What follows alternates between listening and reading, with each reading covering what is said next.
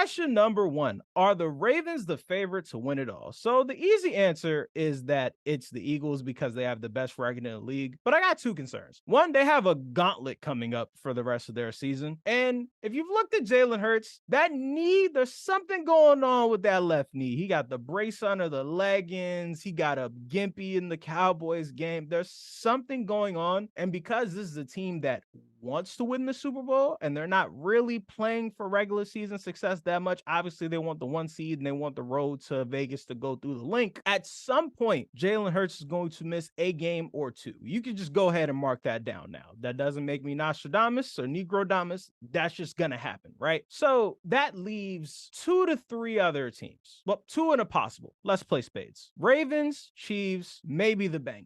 Now, there are some teams that I have left off. The Miami Dolphins, if you watch the Chiefs game, I feel like I shouldn't have to explain that one. Until they beat a team that isn't in contention to draft Caleb Williams in April, I will not be taking them seriously, and neither should you. The Jacksonville Jaguars, maybe this is bias for the color of the jersey, but until the Jacksonville Jaguars do something meaningful outside of the comeback win against the Chargers, which they're the Chargers, so of course they're going to give up a game like that.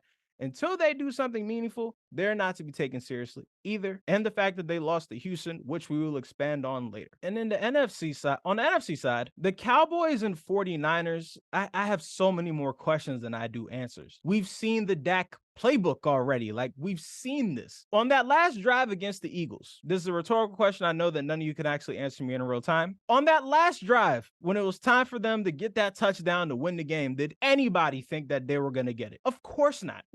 Even when they were first and goal on the 10-yard line, nobody thought that they were going to score. That is a direct indictment on Dak Prescott, nothing else. So let's get back to the 2 and the possible. Ravens, Chiefs, Cincy. Cincy is the possible because they're heating up now. They're doing their usual. We started slow, but I'm going to get into it as the season goes on, and now we're kicking teams' asses. Let's give them some more time. They're going to play the Ravens in, I believe, 2 weeks. It's one of the Thursday night football games. 2 weeks, might be next week. So we'll see when we get there, but for now, they're possible. So let's compare the Ravens and the Chiefs. I said a couple weeks ago that the Ravens and the Chiefs are the same team in different fonts, and I still kind of feel that way, except the Ravens have significantly more impressive wins. I got some notes here about just how much the Ravens have been kicking the shit out of other teams. The Ravens have played 3 teams with winning records so far this season. They are 3-0 with a plus 91 point differential. That's college football shit. And not regular college football shit, like early college football shit, like Alabama's playing West Yucatan State college football. They are not only winning, they're beating the dog shit out of good teams. Seattle, we all thought was a good team until they walked into the bank and got dog walked. Detroit, who beat KC, we all thought was a good team until they walked into the bank and got dog walked. The Chiefs, on the other hand, their most impressive win so far, we would say, is the Dolphins this past week. The defense on the Chiefs looked great, but they're fighting for 3rd place. Let's be honest. I don't think anyone genuinely thinks that they're better than the Browns or the Ravens in terms of defense, just in terms of defense. And we look at that offense, the only impressive game that offense has had was against the Chargers, who were the worst pass defense in the league until Zach Wilson gave them a gift last night. Well, 2 nights ago by the time you're hearing this, last night as I'm recording. So the Chiefs haven't really impressed in any of their wins. And if we're just judging by this season in a vacuum, we would be calling the Chiefs fraudulent. If we were simply judging this season, Kansas City would be called fraudulent. We would say, yeah, they only have 2 losses. But if you look at that team,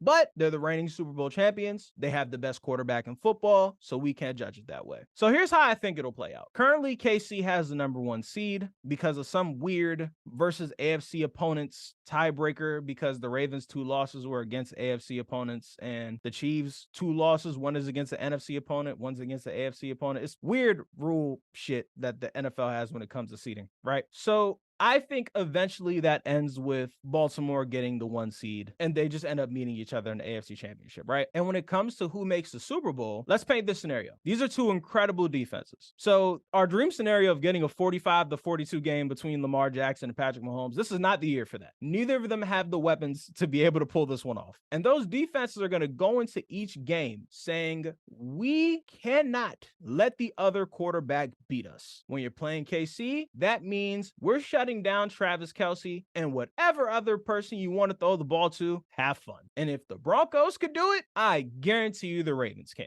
For KC, the original plan used to be make Lamar Jackson throw the football. I hope that in 2023, we're smart enough to know that that's not actually the right idea. I hope that now we're smart enough as football fans and we're able to look at all the numbers and we're able to pull our Lamar Jackson biases aside to be like, hey, the man can throw the ball from the pocket. That's not a good plan. But if you're shutting down the passing offense to the Ravens and you're shutting down the passing offense to the Chiefs and they have to play left-handed, quote unquote, what do you trust more? Isaiah Pacheco running the ball and Patrick Mahomes scrambling for his life? Or do you trust Lamar Jackson and insert running back here because running backs grow on trees in Baltimore, apparently? Me personally, I'm going to go with the Ravens on that one because you can't stop both. You can't stop Lamar Jackson from picking you apart with the passing game and also stop him from running all over your defense. You can't stop both. That's why they've been so good this year. And what we learned from the Seattle game just now is Lamar doesn't care how they win. They scored 30 plus points. Lamar didn't score a single touchdown, throwing or running. He doesn't care. He's like, hey, we won. Who gives a damn? He even put on his IG story, I know the people who own me in fantasy are pissed. My bad, bro. I just wanted the dub, which that's the attitude you want your quarterback to have, right? So I'm just filled with nothing but joy when it comes to the Ravens. So in my mind, they are the number one contender as it currently stands. And I said it before and I'll say it again, my dream scenario. And I'm just going to keep speaking it to existence till it happens. Mid-January, Saturday or Sunday, whenever the AFC Championship game is. They switch it every year. M&T Bank, Kansas City coming into town. Lamar versus Mahomes with a trip to the Super Bowl on the line. I will be in attendance. I don't care how much the tickets cost. You can book it.